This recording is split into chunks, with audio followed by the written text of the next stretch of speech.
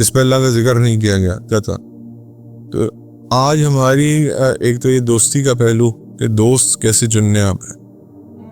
دوسرا جو سبق حضرت ابو درداء سے ملتا ہے وہ یہ ہے کہ یہ دنیا فانی ہے, ختم ہو جانی ہے ایک دن. This has to go eventually. Live like a traveller.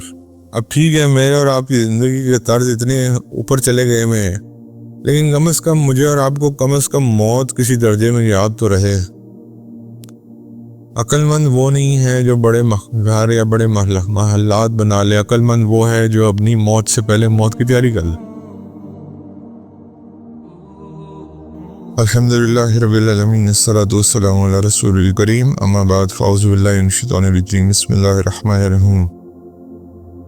نبی کریم صلی اللہ علیہ وسلم کے ایک اور صحابی, اللہ نے ان کو بہت بڑا مقام و مرتبہ دیا, سیدنا ابو درداء رضی اللہ تعالیٰ عنہ. اس کے بعد انشاءاللہ سیدنا بلال رضی اللہ تعالیٰ عنہ, سیدنا عباس رضی اللہ تعالیٰ عنہ اور سیدنا سلمان الفارسی رضی اللہ تعالیٰ عنہ, یہ 3 اصحاب رہ جائیں گے. اللہ تعالیٰ یہ توفیق دے کہ ان کا بھی ہم پورا کر سکیں. تو یہ صحابہ کے اوپر جو چھوٹی سی کاوش ہے ان حضرات کو جاننے کی, اللہ تعالیٰ میں پورے کرنے کی توفیق عطا فرمائے.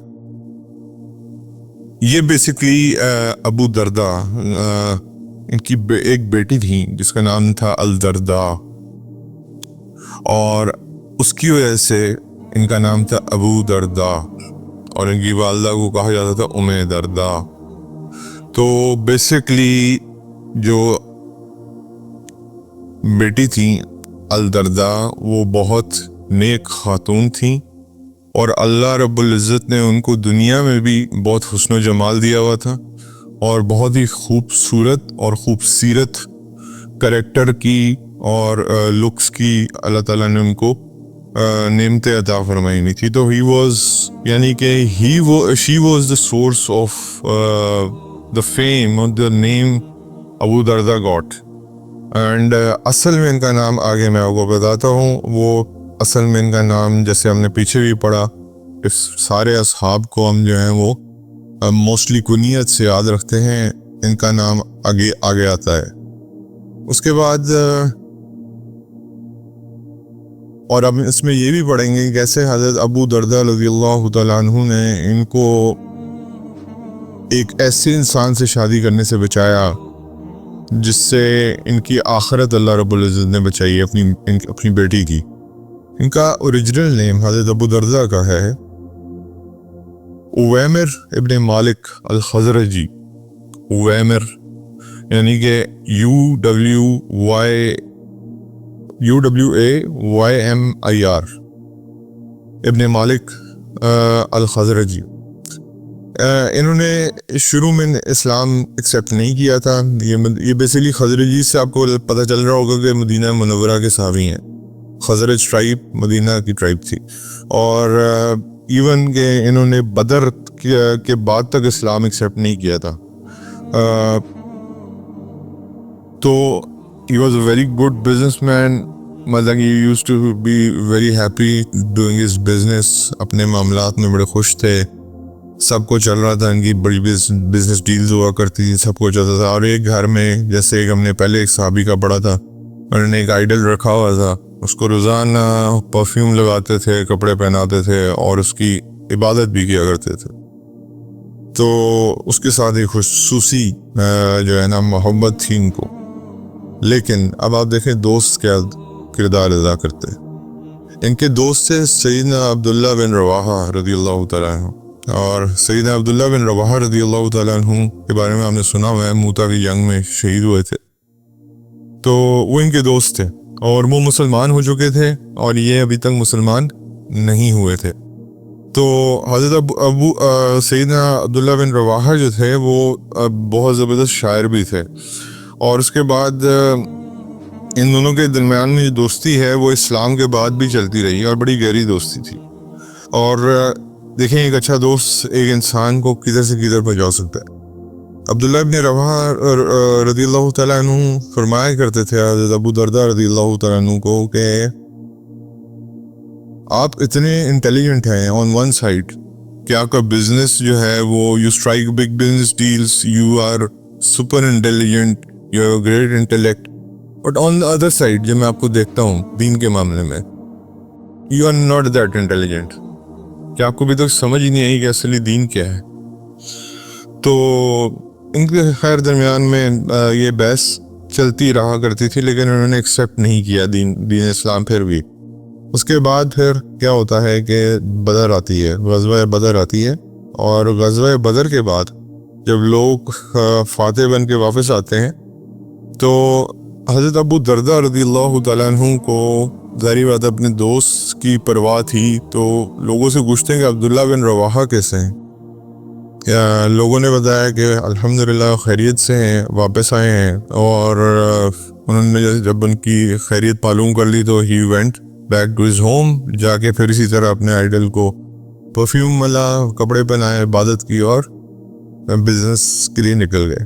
عبداللہ بن رواحہ رضی اللہ تعالیٰ عنہ کو جب یہ پیغام ملا کہ ابو دردہ آپ کا پوچھ رہے تھے, تو حضرت عبداللہ بن رواحہ رضی اللہ تعالیٰ عنہ ان کے گھر گئے, اور ان کے گھر جب گئے دروازہ نوک کیا تو حضرت ابو دردہ گھر میں موجود نہیں تھے. تو دردہ رضی اللہ تعالیٰ عنہ نے دروازہ کھولا, انہوں نے کہا کہ اب میں ابو دردہ سے ملنا چاہتا ہوں. تو انہوں نے کہا وہ تو ابھی باہر نکلے میں, تھوڑی دیر میں واپس آئیں گے.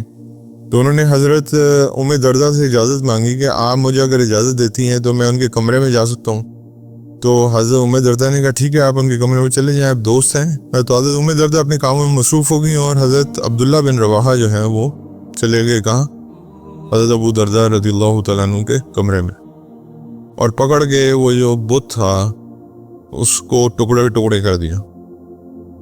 اور جب ٹکڑے ٹکڑے کر دیا وہاں سے چپ کر کے نکل گئے. اور جب دردہ رضی اللہ تعالیٰ عنہ نے یہ منظر دیکھا بعد میں جا کے, تو وہ زور سے چیخ پڑیں اور یہ کہنے لگیں کہ ابو دردہ کا خدا ٹوٹ گیا ہے.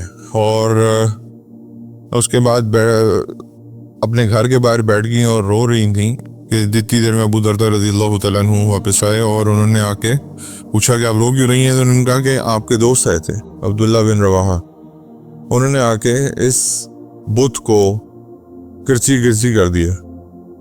تو حضرت ابو دردہ رضی اللہ تعالیٰ عنہ کو بڑا غصہ آیا اس چیز پہ. تو حضرت عبداللہ, اچھا اب یہاں پہ دس از اے پوائنٹ وچ کاٹ ہم ایکچولی. اب ابو دردہ رضی اللہ تعالیٰ عنہ جب اندر گئے, انہوں نے اپنے سامنے جب یہ ٹکڑے دیکھے بت کے, تو حضرت ابو دردہ نے کہا کہ یہ تو وہ بت ہے جسے میں روزانہ مانگتا ہوں, یہ تو وہ بت ہے جس کی میں عبادت کرتا ہوں, یہ اپنی حفاظت خود کیوں نہیں کر سکا. تو پوائنٹ جو ہے وہ یہاں پہ کلک کیا. دین ہی وینٹ ٹو عبداللہ بن رواحہ رضی اللہ تعالیٰ عنہ, اور عبداللہ بن رواحہ رضی اللہ تعالیٰ عنہ سے کہا کہ یہ آپ نے کیا کیا. تو انہوں نے کہا کہ حضرت عبداللہ بن رواحہ رضی اللہ تعالیٰ عنہ نے آگے سے کہا کہ آپ نے کچھ سوچا کہ میں نے کیوں کیا. اب دس از اے پوائنٹ, یہ نہیں کہ آگے سے کوئی لڑائی نہیں کی, آگے سے کہا کہ آپ نے سوچا کہ میں نے یہ کیوں کیا. تو انہوں نے کہا ہاں میں نے سوچا. انہوں نے کہا میں نے یہ اس لیے کیا تھا, مجھے آپ کے انٹلیکٹ کا پتہ تھا.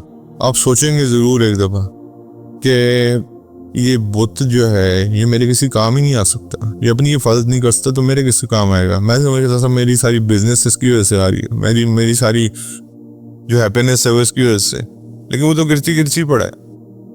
اور تو پھر حضرت عبداللہ بن رواحہ نے پوچھا کہ اب آپ نے کیا سوچا. میرا خیال سے یہی بات ہے کہ میرا ایک ہی اللہ ہے, اور واقعی نبی کریم صلی اللہ علیہ وسلم اللہ کے پیغمبر ہیں. So the friend made his intellect use for him, مطلب کہ ان کے حضرت عبداللہ بن رواحہ نے ان کا انٹلیکٹ انہی کے لیے استعمال کیا. تو یہ کوئی دوست ہی سوچ سکتا ہے اس طرح کا, جو سچا دوست ہو, جو چاہتا ہو کہ میرا دوست جو ہے وہ جہنم کی آگ میں نہ جلے. کیونکہ اگر خدا نخواستہ مشرک مر جاتے تو پھر تو کوئی معافی کا وہ نہیں تھا, ذریعہ نہیں تھا, تو اس لیے وہ چاہتے تھے کہ یہ مسلمان ہو جائیں. تو خیر یہ دونوں پھر نبی کریم صلی اللہ علیہ وسلم کے پاس گئے, اور پھر حضور صلی اللہ علیہ وسلم کے سامنے کلمہ شہادت ڈکلیئر کیا. He was the last person who brought Islam in the tribe of Khazraj. یعنی کہ آپ اندازہ کر لیں گے, سے پہلے ساری خزرج ٹرائب جو ہے وہ مسلمان ہو چکی تھی, but he was the last person. اب آپ دیکھیے گا کہ کہاں سے کہاں اللہ ان کو لے کے جاتا ہے. اٹس نیور ٹو لیٹ، وہی والی بات ہے. اور اس کے بعد جب یہ مسلمان ہوئے ان نے سوچا، بیٹھ کے سوچنا شروع کیا کہ میں نے کتنا وقت ضائع کر دیا، لوگ مجھ سے عبادت میں کتنے آگے نکل گئے ہوں گے، اور میں تو بہت پیچھے رہ گیا.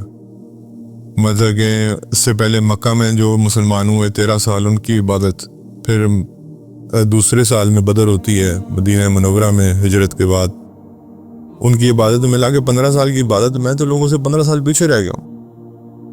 تو انہوں نے کیا کیا کہ انہوں نے اپنے آپ کو ٹوٹلی ڈیڈیکیٹ کر دیا اسلام کے لیے، اور ساری رات جو ہے یہ قیام میں رہتے تھے اور سارا دن یہ روزے رکھتے تھے کہ he wanted to make up for every day, he wanted to catch up with those جو لوگ پہلے بڑے بڑے اعمال کر گئے. ایک وقت آیا انہوں نے بزنس بھی چھوڑ دیا، کمپلیٹلی کوئٹ کر دیا. یعنی یہ نہیں کہ صرف اس کا تھوڑا بہت حصہ چھوڑا، کمپلیٹلی ہی کوئٹ کر دیا. لوگوں نے یہ کہا کہ اسلام آپ کو بزنس کرنے سے منع نہیں کرتا، تو آپ نے یہ کیوں چھوڑا ہے؟ تو انہوں نے کہا کہ دیکھیں، بات یہ ہے کہ ایک ہوتی ہے زندگی میں بیلنس، اور بیلنس یہ ہے کہ یا تو دین اپنا لوں میں، یا پھر میں دنیا کے کام بھی ساتھ کر لوں یا دین کے کام بھی ساتھ کر لوں. وہ بیلنس مجھ سے نہیں بن پا رہا. اگر میں دنیا کے کاموں میں پڑھتا ہوں تو میں پھر مگن ہو جاتا ہوں، اور پھر میں دین کے کاموں میں سستی اختیار کرتا ہوں. اس لیے میں نے یہ فیصلہ کیا کہ مجھے دنیا کے کاموں سے مکمل چھٹکارا چاہیے. تو انہوں نے کہا کہ میں وہ کیونکہ بیلنس فائنڈ نہیں کر سکا، اس لیے میں نے اپنا بزنس کمپلیٹلی کوٹ کر دیا.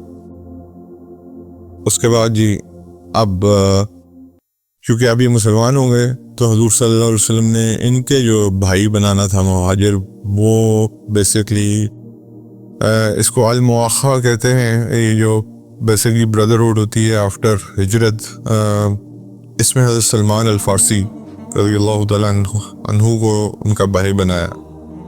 حضرت سلمان الفارسی جب چنے گئے تو یہ جو بھائی چارہ ہے یہ ایک عجیب اگزامپل ہے. وہ تو ہے ہی ہے کہ لوگوں نے اپنا سب کچھ شیئر کیا، لیکن یہ دیکھیں دونوں کا فائدہ تھا اس میں. مہاجرین کا کیا فائدہ تھا؟ مہاجرین کا فائدہ یہ تھا کہ ان کو اللہ تعالیٰ نے فائنینشلی اسٹیبلائز کر دیا تھرو انصار. اور انصار کو کیا فائدہ تھا کہ ڈے ون سے جو اسلامک ٹیچنگز مہاجرین کے پاس تھی وہ انصار کو مل گئی. یعنی کہ آپ کے ہر گھر میں ایک ٹیچر تھا دین اسلام کا. تو ایک طرف سے دنیا کا فائدہ بھی ہو رہا ہے اور ایک طرف سے آخرت کا فائدہ بھی ہو رہا ہے. تو یہ اللہ رب العزت نے اس بھائی چارے میں سب سے زیادہ خوبصورتی رکھی تھی. حضرت سلمان رضی اللہ تعالیٰ عنہ جب ان کے گھر گئے، یہ ہم نے سیرت النبی میں بھی پڑھا تھا صلی اللہ علیہ وسلم میں، کہ جب انہوں نے ام دردہ رضی اللہ تعالیٰ عنہا کو دیکھا تو انہوں نے دیکھا کہ ام دردہ رضی اللہ تعالیٰ عنہا کو کوئی انٹرسٹ نہیں کسی چیز میں، نہ کوکنگ کرتی ہیں، نہ اپنا دیکھ بھال کرتی ہیں اپنے لکس کے لحاظ سے، نہ جو ہے وہ کپڑوں کا وہ خیال. تو انہوں نے پوچھا اے میری بہن آپ کو کیا مسئلہ ہے؟ انہوں نے کہا کہ جو آپ کے بھائی ہیں ابو دردہ، انہوں نے دنیا کو ڈائیورس کر دیا ہوا ہے. صرف مطلب کہ ہر چیز سے، بزنس سے بھی اپنے آپ کو ڈائیورس کر لیا ہے، دنیا کے ہر معاملے سے اپنے آپ کو ڈائیورس کر لیا ہے. تو یہ ساری رات نماز میں مشغول رہتے ہیں، سارا دن روزے میں ہوتے ہیں، اور اس طرح کا معاملہ ہے ان کا. تو ان کو کوئی انٹرسٹ نہیں ہے میرے میں. تو بس مجھے بھی کوئی انٹرسٹ نہیں ہے. ظاہری بات ہے جب میرا شوہر مجھ میں انٹرسٹڈ نہیں ہے تو میں اپنے آپ کو کیوں بناؤں سنگاؤں. تو وہ جو ہے حضرت سلمان الفارسی نے یہ بات انڈرسٹینڈ کی، اور اس کے بعد انہوں نے دیکھا کہ حضرت ابو دردہ کرتے کیا. اور حضرت ابو دردہ رضی اللہ تعالیٰ عنہ، اب حضرت سلمان الفارسی جب لیٹے عشاء کی نماز کے بعد تو حضرت ابو دردہ کھڑے ہو گئے نماز پڑھنے. حضرت سلمان الفارسی نے حضرت ابو دردہ کو کہا کہ go and sleep, this is not the time to pray, سو جائیں.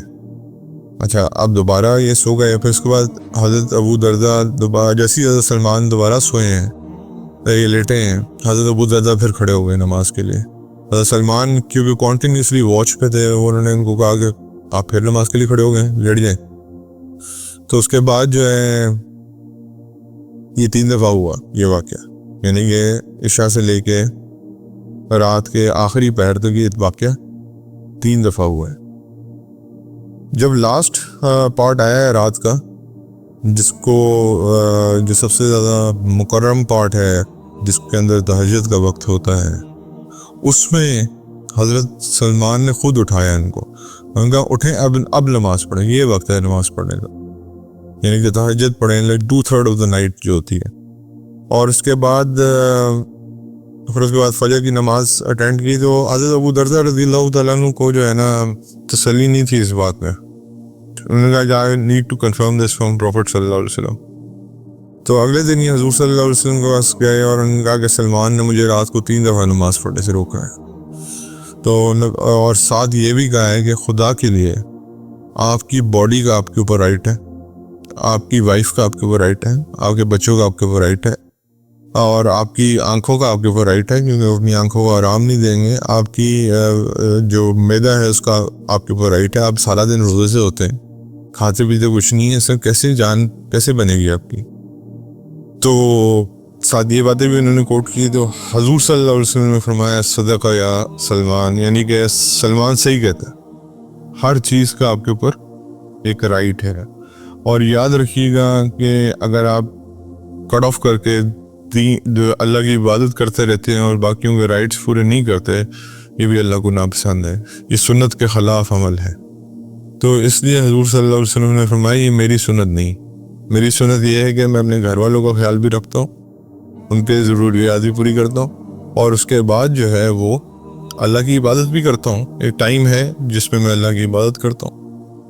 تو حضرت ابو دردہ رضی اللہ تعالیٰ عنہ کو سمجھ آ گئی، اور پھر اس کے بعد انہوں نے قرآن کو لرن کرنا شروع کیا، اور حتیٰ کہ قرآن کو ماسٹر کر لیا فرام اسٹارٹ ٹو اینڈ، یعنی کہ شروع سے لے کے آخر تک قرآن ان کے ایک تو حفظ تو کیا ہی گیا، لیکن اتنا ماسٹر کیا کہ ان کو یہ بھی پتہ ہوتا تھا کہ یہ جو آیت ہے قرآن کی یہ کہاں لگے گی، یہ کہاں اپلائی ہوگی، یہ آیت کا شان نزول کیا ہے اور یہ کس وجہ سے نازل ہوئی ہے۔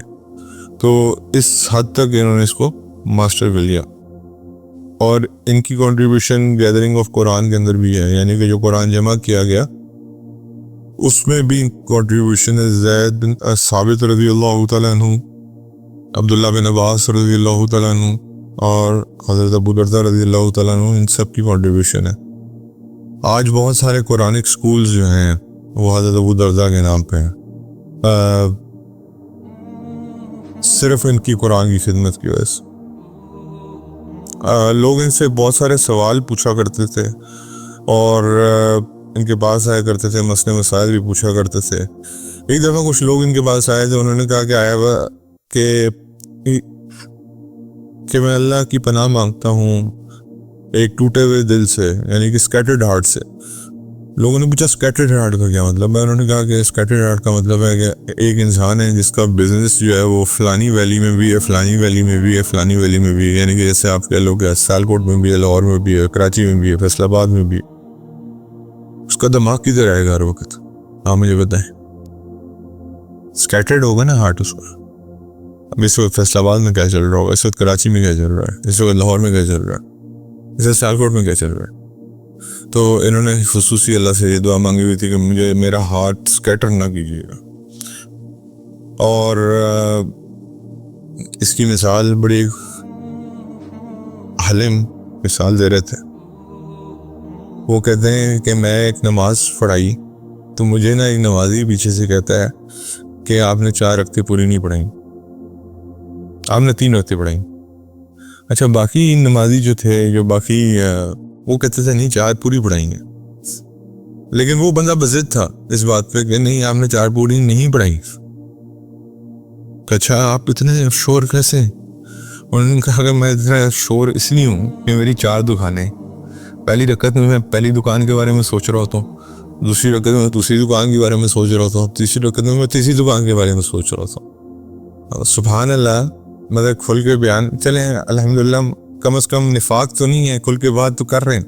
اور چوتھی رکعت میں چوتھی دکان کے بارے میں سوچ رہا ہوتا ہوں، چوتھی دکان کے بارے میں سوچنے کا وقت نہیں ملا مجھے، اس کا مطلب ہم نے 3 رکعتیں پڑھی۔ تو خیر مطلب یہ ہماری بھی نمازوں کے حالات ایسی ہیں. اللہ معاف فرمائے. استغفر اللہ. ہمارا بھی جو سارے دن کی جو پلاننگ ہے نا وہ ماشاء اللہ کہیں اور نہیں ہوتی. یہ اسٹریٹجک پلاننگ جو ہوتی ہے نا وہ نمازوں کے اندر ہو رہی ہوتی. تو یہ دس از وٹ یہ ایک حقیقت ہے, کڑوی حقیقت ہے. اور میں مطلب آپ اور میں خوب جانتے ہیں اس بات کو. میری نماز کیسی ہے میں بھی جانتا ہوں, اللہ معاف کرے. اخلاص, concentration, it's a plug in. Basically آپ اللہ تعالیٰ کے سامنے جا رہے ہیں تو آپ نے اپنے آپ کو پلگ ان کرنا ہے کنسنٹریشن کے ساتھ کہ یا اللہ میں اب آپ کے سامنے ہوں تو باقی چیزیں ساری دے آر پٹ اسائڈ. تو اس لیے انہوں نے یہ دعا کی اسکیٹرڈ ہارٹ والی کہ انسان جتنا وہ کھول لیتا ہے نا اپنے لیے, جتنے مسائل کھول لیتا ہے اتنا ہی وہ پھر پرابلمز میں گر جاتا ہے. اس کے بعد ایک دفعہ کچھ اور لوگ ان کے پاس تشریف لائے تو انہوں نے دیکھا حضرت ابو دردہ کو حال لگا کے دیکھا تو بہت ہی شدید ٹھنڈے تھے. تو 3 لوگ تھے اور انہوں نے کہا کہ انہوں نے گرم کھانا آفر کیا تھا ابو دردہ رضی اللہ تعالیٰ عنہ کو. انہوں نے کھانا کھایا, اس کے بعد جا کے سو گئے. تو اب یہ تینوں حضرات جو ہے نا یہ پریشان ہیں کہ اتنی سردی ہے, کمبل نہیں ہے, کیا کریں. تو ایک نے کہا کہ وہ ابو دردہ سے پوچھتے ہیں جا کے. جب انہوں نے دیکھا کہ سو گئے تو دوسرے نے کہا کہ ان کو ڈسٹرب مت کریں, سوئے رہنے. تیسرے نے کہا کہ میں جا کے پوچھتا ہوں. جب انہوں نے جا کے پوچھنے کی کوشش کی, جب وہ ابو دردہ کے دروازے پہ پہنچے انہوں نے دیکھا وہ خود ہی بغیر کمبل کے سو رہے ہیں. ان کا ایک بندہ خود بغیر کمبل کے سو رہا ہے تو ان سے کیا کمبل مانگے. تو وہ بھی حضرات تینوں ایسے ہی سو گئے پھر. اور اگلے دن صبح پوچھا ابو دردہ آپ بلینکٹ کیوں نہیں استعمال کرتے. اور حضرت ابو دردہ نے کہا میرے پاس جو کچھ ہے میں اگلے گھر میں بھیج دیتا ہوں, میرے ایک اور گھر ہے میں وہاں بھیج دیتا ہوں. ابو ذر غفاری رضی اللہ تعالیٰ عنہ یاد ہے آپ, وہ بار بار یہی کہتے تھے کہ میں ہر چیز کو اپنے اگلے گھر میں شفٹ کر دیتا ہوں. ان کا اچھا, تو جو بھی میرے پاس آتا ہے اس کو جلد از جلد میں اپنے اگلے گھر کے لیے فوراً جو ہے وہ بھیج دیتا ہوں تاکہ میرا اگلا گھر سنورتا رہے. ان کا ایسا کیوں ہے. اور ان کا حضرت ابو دردہ نے کہا واللہ یہ ذرا لوگوں کو دیکھو میرے ارد گرد ویلتھ کے اندر ڈوبے ہوئے, لیکن ان کو یہ نہیں پتا جو ویلتھ ابھی ان کے پاس ہے یہ سے پہلے کسی اور کی تھی اور ان کے مرنے کے بعد کسی اور کی ہوگی. تو یہ ویلتھ تو ایک طرح سے ایسی ہے چیز ہے جو آپ کی تھی ہی نہیں کبھی, آپ سے پہلے کسی اور کے پاس تھی نا, آپ کے پاس کسی کے تھرو آئی اور پھر آگے آپ جب یا میں جب فوت ہو جائیں گے تو وہ کسی اور کے پاس چلی جائے گی. تو کیا فائدہ ایسی ویلتھ کا جو ایک انسان کے پاس پرماننٹلی رہ ہی نہیں سکتی. اور پھر ساتھ کہا کہ صرف وہی انسان ونر ہے جو کہ اپنا اصلی گھر تیار کرے. The real house, the person who is the winner in this world who prepares the real house, جو اصلی گھر تیار کرے اپنا. میں نے لوگوں کو دیکھا ہے کہ بڑے بڑے گھر بنائے ہیں, بڑے بڑے محلات بنائے ہیں, لیکن آج قبروں میں سو رہے ہیں, اپنی قبریں تیار نہیں کی انہوں نے. تو میں اپنا ریئل پیلس وہاں پہ بنانا چاہتا ہوں جو اصلی گھر ہے, جہاں پہ کوئی چیز کبھی بھی ختم ہونے والی نہیں ہے. and that is eternity, یعنی کہ اللہ تعالیٰ کی پاس جنت میں. یہی خیالات حضرت ابو ذر غفاری رضی اللہ تعالیٰ عنہ انہوں نے بھی یہ کہا تھا کہ میں اپنی ہر چیز اپنے پیلس میں بھیج دیتا ہوں. لوگوں نے کہا وہ پیلس کی طرح ہوں گے آسمانوں پہ. تو حضرت اور آج ہمارے حالات بھی دیکھ لیں, ہم لوگ اپنی قبروں کی کتنی تیاری کرتے ہیں, اللہ معاف کرے. ہماری ٹو ڈو لسٹ پہ دیکھیں تو قبر کی تیاری جو ہے وہ شاید آخری پوائنٹس میں سے ہوگی. سیدنا عمر رضی اللہ تعالیٰ عنہ نے ان کو, میں نے وہ بتایا تھا کہ 5 لوگوں کو بھیجا تھا ڈمیسکس سیریا پڑھانے کے لیے. ان میں سے ایک ابو دردہ رضی اللہ تعالیٰ عنہ بھی تھے. اور حضرت ابو دردہ رضی اللہ تعالیٰ عنہ نے کہا تھا کہ میں ایز اے اسکالر جانا چاہتا ہوں, میں وہاں پہ کوئی گورنمنٹ پوزیشن نہیں لینا چاہتا.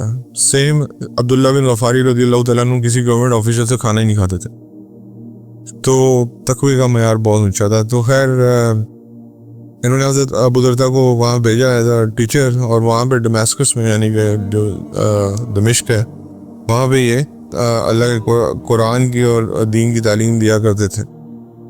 اس کے بعد جو ہے عمر رضی اللہ تعالیٰ عنہ کافی عرصے بعد وزٹ کے لیے آئے ڈمیسکس میں. تو حضرت عمر نے پھر ان کا گھر جو ہے وہ وزٹ کیا, ابو دردہ رضی اللہ تعالیٰ عنہ کو ان کا گھر جب وزٹ کیا تو عمر نے کہا کہ پریشان ہو گئے دیکھ کے کہ صرف ایک میٹ پڑا ہوا اور کچھ بھی نہیں ہے, اوپر اوڑھنے کے لیے بھی کچھ نہیں ہے. تو حضرت ابو دردہ سے پوچھا کہ وہ ابو دردہ کیا میں آپ کو وظیفہ نہیں بھیجتا, آپ کو میں وظیفہ بھیجتا ہوں, آپ ان پر خرچ کیوں نہیں کرتے؟ انہوں نے کہا کہ وہ عمر ان دنوں کو یاد کریں جب ہم اللہ کے نبی کے ساتھ ہوا کرتے تھے, کیا آپ کو وہ دن یاد ہے؟ تو حضرت عمر نے کہا کہ جی بالکل مجھے وہ دن یاد ہے, اور اس کی ایک ایک چیز یاد ہے مجھے. حالانکہ عمر رضی اللہ تعالیٰ عنہ کا اپنا رہن سہن بھی ایسے ہی تھا, لیکن دوسروں کا خیال زیادہ کرتے تھے. اس کے بعد حضرت ابو دردہ نے کہا کیا کہتے تھے نبی کریم صلی اللہ علیہ وسلم, ہمیں کہا کرتے تھے کسی کے پاس ایکسیس مال نہیں ہونا چاہیے یا ایکسیس چیزیں نہیں ہونی چاہیے, دنیا میں ایسے رہو جیسے کوئی ٹریولر رہتا ہے, بس اتنا سامان کافی ہے جو ایک گدھے پہ یا خچر پہ یا اونٹ پہ یا گھوڑے پہ لاد کیا جائے, بس اتنا سامان آپ کی ضرورت کے لیے کافی ہے. حضرت عمر رضی اللہ تعالیٰ عنہ یہ سن کے رونا شروع ہو گئے کہ ابھی بھی ڈمیسکس میں آپ کو پتہ ہے اس وقت بہت کامیابی مسلمانوں کو مل چکی تھی, مال کی فراوانی تھی, لیکن ابو دردہ رضی اللہ تعالیٰ عنہ کا زندگی نہیں, طرز زندگی نہیں بدلا. اور پھر اس کے بعد حضرت ابو دردہ رضی اللہ تعالیٰ عنہ نے یہ بھی کہا کہ لگتا ہے کہ ہم حضور صلی اللہ علیہ وسلم کو جانے کے بعد ان کے اقوال, ان کے فرمان بھول گئے ہیں, شاید ہمیں وہ چیزیں بھول گئی ہیں, ہمیں یاد ہی نہیں. اس کے بعد ایک اور بات انہوں نے کی کہ جس انسان کے پاس سب سے کم بلانگنگز ہوں گی اتنی جلدی وہ ہیونز پہ کلائم کرے گا. اور یہ دنیا میں بھی ہے, آپ اگر پہاڑ پہ چڑھتے ہیں کہ اگر آپ کا بیگ بھاری ہے آپ سے نہیں چڑھا جائے گا, صحیح ہے, مثال تو دنیا سے بھی مل جاتی. تو اور جس کے پاس جتنا بھاری سامان ہوگا اتنا مشکل ہوگا اس کے لیے کلائم کرنا ہیونز کو. تو اس لیے جو بھی آپ میرے پاس وظیفہ بھیجتے ہیں وہ سارا میں اللہ کے راستے میں صدقہ کر دیتا ہوں, بس میری ضروریات پوری ہوتی رہے یہ میرے لیے کافی ہے. اور میرا جو ٹائم یہاں گزر رہا ہے, جو ٹریولر گزر رہا ہے, اور میں جو اللہ کا دین ہے اس کی بس پرچار کر رہا ہوں اور یہاں پہ لوگوں کو اس کی دعوت دے رہا ہوں, یہی میری زندگی کا مقصد حیات ہے, بس دیٹس اٹ. سیدنا معاویہ رضی اللہ تعالیٰ عنہ آپ کو پتہ اس وقت شام کے امیر تھے. سیدنا معاویہ رضی اللہ, ابھی وہ قصہ ہے الدردہ جہاں سے ہم نے سٹارٹ کیا تھا. سیدنا معاویہ رضی اللہ تعالیٰ عنہ نے فرمایا, حضرت ابو دردہ کو میسیج بھیجا کہ آپ کی بیٹی ہیں, ماشاءاللہ وہ نیک عورت ہیں, اللہ تعالیٰ نے ان کو ہر قسم کی نعمت سے نوازا ہوا ہے, تو میں اپنے بیٹے کی شادی, یزید کی شادی یعنی کہ الدردہ سے کرنا چاہتا ہوں. اب الدردہ جو ہیں, اب اس میں امیر معاویہ کا بھی ایک پہلو دیکھیے گا کہ انہوں نے یہ نہیں دیکھا کہ اگر میں امیر ہوں تو میں امیر کے مقابلے کی شادی کروں, مطلب کہ اپنے برابر کے گورنر کے اندر شادی کروں. انہوں نے دیکھا کہ بچی نیک ہو تو میں اس سے اس کی شادی کروں. تو ابو دردہ کے پاس کچھ تھا بھی نہیں. تو ایک سبق یہ ہمیں حضرت امیر معاویہ سے ملتا ہے, اور دوسرا سبق ابو دردہ سے ملتا ہے. ابو دردہ امیڈیٹلی سیڈ نیور, سوچنا بھی مت, یعنی کہ اس رشتے کو انکار کر دیا. تو لوگوں نے, جیسے آج لوگ کہتے ہیں کہ تم پاگل ہو کہ اتنا بڑا رشتہ آیا تھا, اتنے بڑے بادشاہ کی بیٹی کا رشتہ آیا تھا, اب بیٹے کا رشتہ آیا تھا, آپ نے ان کو جو ہے وہ دور کر دیا. تو حضرت ابو دردہ رضی اللہ تعالیٰ عنہ سے کہا کہ دیکھو میری بات سنو, میری بیٹی جو ہے نا, لوگوں نے کہا کہ پرنسس کی طرح رہے گی, کیا مسئلہ ہے آپ کو؟ ان کا میری بیٹی جو ہے نا وہ بہت نیک ہے اور وہ ان ضروریات سے ہمیشہ دور رہی ہے. میں نہیں چاہتا کہ یہ ضروریات جب اس کے استعمال میں آئیں تو اللہ سے اس کا تعلق ٹوٹ جائے. یہ ایک باپ کی سوچ تھی اپنی بیٹی کے بارے میں. اور حضرت ابو دردہ سے کیا لیسن مل رہا ہے کہ ایک بہت بڑا رشتہ مل رہا ہے. اس وقت یہ یزید آپ کو پتہ ہے عزیز امیر معاویہ کا بیٹا تھا اور اس کے پاس بہت کچھ تھا, تو انہوں نے انکار کر دیا. انہوں نے کہا میں ان چیزوں کو نہیں دیکھتا کیونکہ میرے لیے یہ چیزیں امپورٹنس نہیں رکھتی, اور میری بچی کا خطرہ یہ ہے کہ خدا نہ خواستہ ان چیزوں کو میں کہیں جا کے اللہ سے تعلق خراب نہ ہو جائے. تو میں آپ آج ذرا حساب لگائیں کہ کسی کو ہم میں سے ہمارے گھروں میں کسی گورنر یا کسی چیف منسٹر یا کسی بڑی ملٹی نیشنل کی آرگنائزیشن کے سی ای او کے گھر سے رشتہ آتا ہے تو کیا حالات ہوتے ہیں ہمارے گھر کے, ہمارے معیار کیا ہیں اور اس وقت کے مسلمانوں کے معیار کیا تھے, یہ آپ کے سامنے. اس کے بعد صاف جب انکار کیا گیا حضرت معاویہ رضی اللہ تعالیٰ عنہ کا کہ دوبارہ آپ اس بارے میں میرے ساتھ بات بھی مت کیجیے گا پلیز, نہ آپ اس سے مجھے بھی شرمندگی ہوگی آپ کو بار بار انکار کرتے ہوئے اور آپ کو بھی شرمندگی ہوگی, تو اس لیے دس ٹاپک از اوور. اور میں نے اس کی اپبرنگنگ ہمیشہ ایسے کی ہے کہ وہ اللہ کے قریب رہے اور اس کا ایمان جو ہے وہ ان چیزوں سے ویکن نہ ہو جائے. اور میں چاہتا ہوں اس کا ریلیشن شپ اس کا ہسبینڈ ایسا ہو جو چاہے بہت سمپل گھرانے سے ہو, بہت سمپل گھرانے سے ہو, چاہے اس کے پاس بس صرف 2 وقت کی روٹی ہو لیکن اس کا کنیکشن اللہ کے ساتھ اسٹرانگ ہو, تو یہ دونوں میاں بیوی جو ہیں یہ اپنا راستہ جنت میں بنا لیں. تو آج ہماری سوچ بالکل برعکس ہے اور ہم کہتے ہیں کہ جب تک بچہ ایک تو جب تک سیٹل نہ ہو جائے اس وقت تک اس کا نکاح نہیں کرنا. بھائی سیٹل تو انسان پوری عمر نہیں ہوتا, اس دنیا میں اب سیٹل ہونے آیا ہی نہیں ہے. ہمارا بیسکلی وہ کہتے ہیں نا فرمیٹڈ ہے کہ جو گاڑی کا ٹیڑھا ہو جائے نا اندر سے, وہ چیسیز ٹیڑھی ہو جائے وہی ٹیڑھی. تو آپ اس کا مطلب کہ آپ ایسے بندے سے شادی کرنا چاہ رہے ہیں جو سیٹلڈ ہو اور وہ دنیا میں ہمیشہ کون سیٹلڈ ہے, کس کے بارے میں ہم گارنٹی سے لے سکتے ہیں یہ ہمیشہ اینڈ تک مرتے دم تک امیر رہے گا, میری بیٹی کو خوش رکھے گا. بیٹی کو اس کا دوسرا عنصر بھی دیکھ لیں تو آپ کی بیٹی کی آخرت بھی برباد کر سکتا ہے. تو اتنا ہو کہ اور یہ کسی جنرلی کسی کو پوائنٹ آؤٹ کرنے کی بات نہیں ہے, میری بھی یہی کہانی ہے, ہر بندے کی یہی کہانی. تو بات یہ ہے کہ انسان کو آپ خود اس چیز کی گواہ ہوں گے, آپ جب انسان رشتہ کرتا ہے تو کتنی دفعہ سوچتا ہے کہ یہ بچہ نمازی ہے یا نہیں ہے, اس بچے کے اندر خدا خوفی ہے یا نہیں ہے. ہمارا پہلا جو ٹاپ پرائیورٹی اگین وہی ٹو ڈو لسٹ میں ہمارے پاس سب سے پہلے جو ٹاپ پرائیورٹی وہ کیا ہے کہ کماتا کتنا ہے, گاڑی کون سی ہے, گھر کدھر ہے, رہتا کدھر ہے, میری بیٹی کو افورڈ کر لے گا. تو استغفر اللہ, مطلب اس طرح کی فضول ہماری. پھر تبھی آج آپ ڈائیورس ریٹس دیکھ لیں کیا ہے, کیونکہ جس معیار پہ شادی کرنی چاہیے تھی اس معیار پہ شادی نہیں کی جاتی. اللہ کے نبی کی بھی حدیث اس پہ بڑی صاف ہے کہ 4 وجہ سے ایک عورت سے شادی کی جاتی ہے, یا اس کے حسب و نسب کی وجہ سے, یا اس کے حسن کی وجہ سے, یا اس کے مال کی وجہ سے, اور یا اس کی تقوی کی وجہ سے, اور بیسیکلی وہ جو تقوی کی وجہ سے شادی کی جائے. تو اس لیے تقوی کو دیکھنا چاہیے, باقی چیزیں بات کی چیزیں ہیں. اس کے بعد 72 ایئرس کی ایج میں اللہ رب العزت نے ان کو 72 سال کی عمر دی اور اس کے بعد یہ اللہ کو پیارے ہوئے.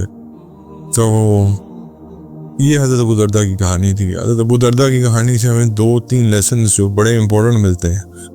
اس میں number 1, what a main role a friend can play in your life.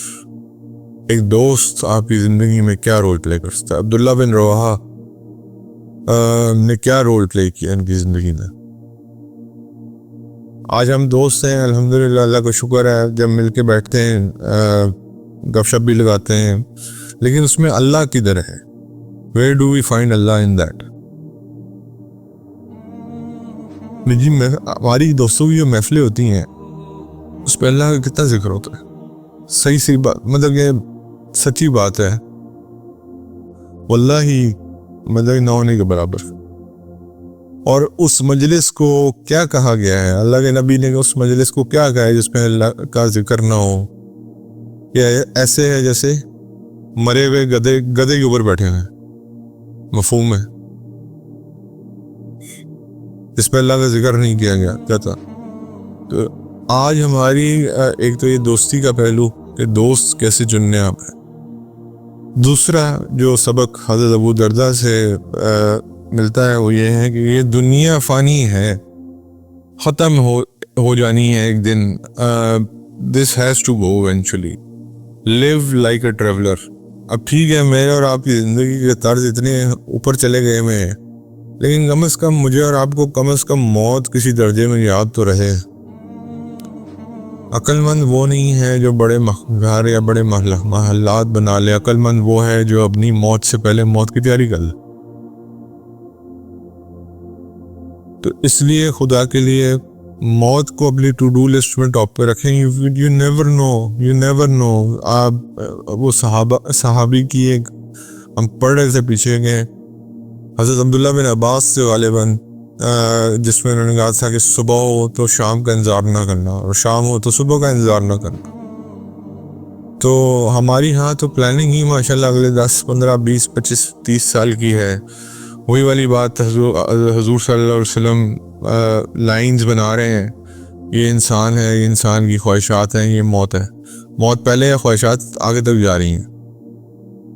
اور پھر نبی کریم صلی اللہ علیہ وسلم اپنی چھڑی مبارک جو ہے یا عصا مبارک جو ہے وہ زمین پہ مار رہے ہیں اور کہہ رہے ہیں اس کو یاد رکھنا, اس کو یاد رکھنا. یہ آنے والی چیز ہے, چاہے تم اس سے جتنا مرضی بھاگنا چاہو, یہ آنے والی چیز ہے. اور یہ دنیا کا سب سے بڑا سچ موت ہے, اور دنیا خود سب سے بڑی ایک جھوٹ ہے. We are living in a fool's paradise, جو ہم سوچتے ہیں کہ اگر ہم اپنے لیے کچھ بنا گئے یا کچھ کر لیا تو جب مر جائیں گے تو ہمارا تو نہیں ہوگا وہ, یا کتنی کوئی 6 گز سے 2 گز سے بڑی قبر کھود سکتا ہے کوئی, کہ وہ بلڈنگ بھی اٹھا کے اپنی قبر میں ڈال لے, وہ تجوریاں بھی اٹھا کے اپنے قبر میں ڈال لے. کوئی ہے ایسا؟ یا کوئی ایسی مثال ہے تو بتا دیں, کوئی بھی نہیں. اور آخری چیز, اپنے بچوں کے رشتے میں پلیز تقوی کو معیار بنائیں, تاکہ آپ کے بچے جو ہیں وہ خوش رہ سکیں. مال و دولت ٹھیک ہے ضروری ہے, میں یہ نہیں کہتا کہ, لیکن اگر کوئی بچہ یا بچی عزت والے ہیں اور کوئی بچہ اگر عزت کی روزی روٹی کما رہا ہے تو ضروری نہیں ہے کہ آپ نے بہت کوئی امیر سے شادی کرنی. اللہ تعالیٰ اس کو بس اللہ کو خوف دے دے, یہ اس کے لیے سب سے بڑی, دونوں کے لیے. اگر بچی کے اندر بھی خوف ہوگا وہ اس اپنے ہسبینڈ کے لیے مشکل وقت میں ساتھ دے گی, اور اسی طرح اگر بندے کے اندر خوف ہوگا وہ کبھی اپنی بچے کو, اپنی بیگم کو حرام نہیں کھلائے گا. تو اس لیے یہ دونوں چیزیں جو ہیں یہ لازم الملزوم ہیں. تو اس لیے یہ تو 3 لیسنز ہیں جو حضرت عبداللہ بن رواحہ کی زندگی سے ہمیں ابو درداء رضی اللہ تعالیٰ عنہ کی زندگی سے ہمیں ملتے ہیں, کہ اپنے فرینڈز کیسے بنانے, آپ نے زندگی کیسے گزارنی ہے, اور اپنے بچوں کا کیسے خیال رکھنا ہے, اور کیسے اپبرنگنگ کرنی. اللہ تعالیٰ ہمیں اس پہ عمل کی توفیق عطا فرمائے.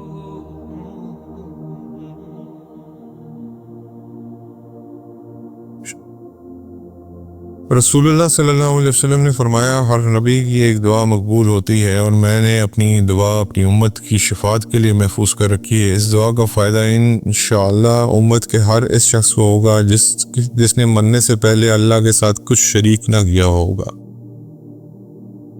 نبی کریم صلی اللہ علیہ وسلم نے فرمایا اذان اور اقامت کے درمیان کی دعا رد نہیں ہوتی، یعنی کہ ضرور قبول ہوتی ہے۔ کوئی بھی فرشتہ لا حول ولا قوت الا باللہ کہے بغیر زمین سے نہیں اٹھتا یا نہیں اڑتا۔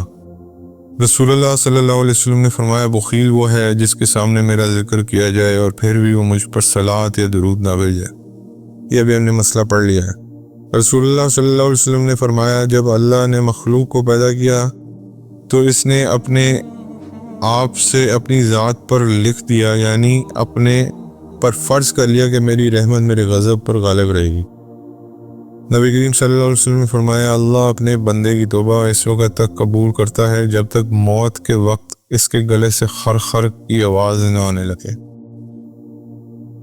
اللہ تعالیٰ ہمیں جی توبہ کی توفیق عطا فرمائے۔ نبی کریم صلی اللہ علیہ وسلم کو جب کوئی کام سخت تکلیف و پریشانی میں ڈال دیتا تو آپ یہ دعا پڑھا کرتے تھے، یا حی یا قیوم برحمتک استغیث، اے زندہ اور ہمیشہ رہنے والے تیری رحمت کے وسیلے سے تیری مدد چاہتا ہوں۔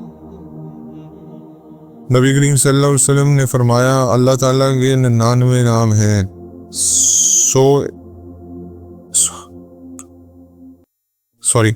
نبی کریم صلی اللہ علیہ وسلم نے فرمایا اللہ تعالیٰ کے 99 نام ہیں، 100 میں سے ایک کم، جو انہیں یاد رکھے وہ جنت میں داخل ہوگا۔ نبی کریم صلی اللہ علیہ وسلم نے فرمایا اللہ کے نزدیک دعا سے زیادہ معزز اور مکرم کوئی عبادت نہیں۔ اللہ کے نبی صلی اللہ علیہ وسلم نے فرمایا جب تک وہ سورہ بنی اسرائیل اور سورہ زمر نہ پڑھ لیتے بستر پہ نہ سوتے تھے۔ نبی کریم صلی اللہ علیہ وسلم نے فرمایا تم اللہ کی طرف رجوع کرنے کے لیے قرآن سے بڑھ کر کوئی ذریعہ نہیں پا سکتے۔